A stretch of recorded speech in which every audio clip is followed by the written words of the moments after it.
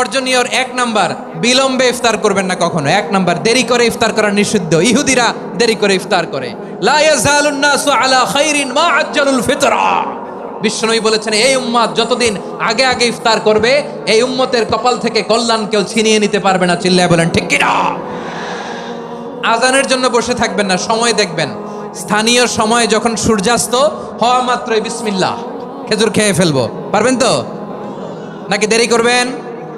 2 number, রমাদানের পবিত্রতা বজায় রাখবো। কোনো তর্ক বিতর্ক অশ্লীলতায় আমরা জড়াবো না, ঝগড়া করবো না, সরাসরিও না, ফেসবুকেও না। করবেন কেউ গালি দিলে বলবেন ইন্নী ইমরুউন সায়েম, আমি রোজাদার। আল্লাহর হাবিব শিখিয়েছেন, কেউ যদি তোমার গালি দেয়, কটু কথা বলে, অশ্লীল কথা বলে, রমজানে তুমিও বলতে পারবে না। তুমি বলতে পারবা ইন্নী ইমরুউন সায়েম, আমি রোজাদার। আজকে থেকে নিয়ত করেন, রমজানে কেউ গালি দিলে আপনি একটা গালি দিবেন নাকি? কি বলবেন? রোজাদার, রমজানের পবিত্রতা আমি ভঙ্গ করতে পারবো না। অশ্লীল নাটক সিনেমা আমরা দেখব না।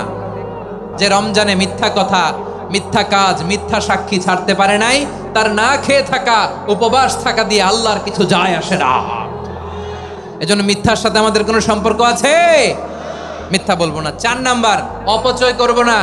ইন্নাল মুবাযযিরিনা কানু ইখওয়ানা শায়াতিন ওয়া কানা শাইতানু লিরাব্বিহি কাফুরা। অপচয়কারী শয়তানের ভাই। আচ্ছা, যে শয়তানের ভাই ও নিজেও আরেকটা কি? শয়তান। যে শয়তানের ভাই ও নিজেও আরেকটা কি? অপচয় করবো না। ইফতারি করতে যে আমরা অনেকে অপচয় করি, এগুলো করবেন আপনারা না। অপচয় করবো না। 5 নাম্বারে, রিয়া, লোক দেখানো ইবাদত আমরা করবো না। লোক দেখানোর জন্য নামাজ, রোজা, জিকির, তেলাওয়াত, দান, সদকা এগুলো করলে আল্লাহর দরবারে এগুলো কবুল হবে।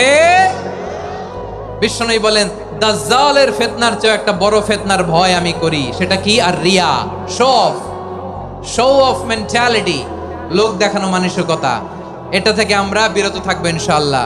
6 নাম্বার, অনেক গুরুত্বপূর্ণ, ব্যবসায়ী ভাইয়েরা, ব্যবসা করেন কারা কারা? হাত তুলে দেখান তো আমারে। মাশাআল্লাহ, হাত নামান। ব্যবসায়ী ভাইয়েরা, অনেক অসাধু ব্যবসায়ী আছে, রমজান আসলে নিত্য প্রয়োজনীয় পণ্যের মূল্য বৃদ্ধি করে দেয়। এরকম আছে না নাই?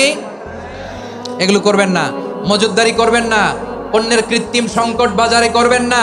আপনি লাখ টাকা কামায়া ভাবছেন যে রোজাদারদের কষ্ট দিয়ে ধনী হবেন।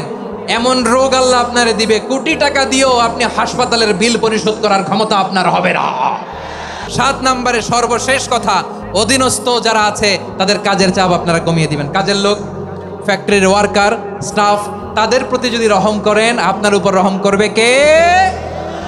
আমার প্রিয় ভাইয়েরা, এই আসন্ন রমাদান এটা এমন এক বরকতের মাস, যে মাসে আমরা নিজেদের নাফসের উপর নিয়ন্ত্রণ প্রতিষ্ঠা করি। সারা বছর নাফস আমাদেরকে নিয়ন্ত্রণ করে, আর রমাদানে আমরা নাফসকে নিয়ন্ত্রণ করি। কথা বুঝতেছেন? সারা বছর নাফস আমাদেরকে নিয়ন্ত্রণ করে।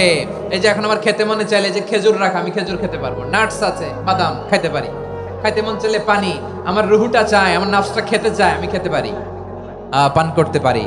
বিবাহিতরা দিনের বেলায় স্ত্রীর সাথে মেলামেশা করতে চাইলে করতে পারে, কিন্তু রমাদানে দিনের বেলায় খেতে মনে চায় কিন্তু আমরা খাই। আমার প্রবৃত্তি খেতে চায় কিন্তু প্রবৃত্তির কথা আমরা শুনি, কথা কয় না।